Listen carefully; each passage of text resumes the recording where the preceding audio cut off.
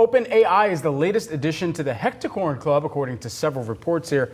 A hectocorn is defined as a startup with a valuation of over $100 billion. Now, this latest funding round for OpenAI would solidify the company as one of the most valuable startups in the world, joining the likes of SpaceX and Shein.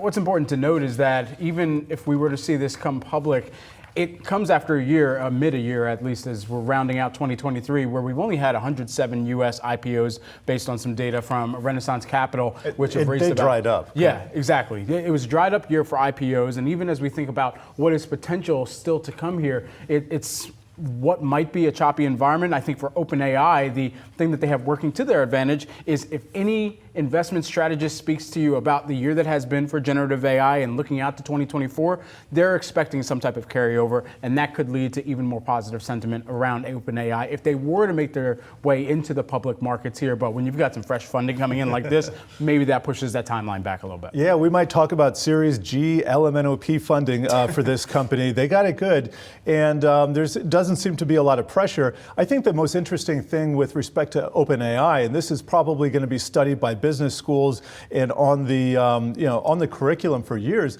and that is just the drama in the boardroom where Sam Altman was ousted and then he's back in, and then you have this incredibly powerful new technology that was vested in to be managed by this nonprofit in the case of OpenAI, and how is that done? And this is raising very, very tricky questions for investors and the directors of the company, and I think we're just at the beginning of the beginning stages here.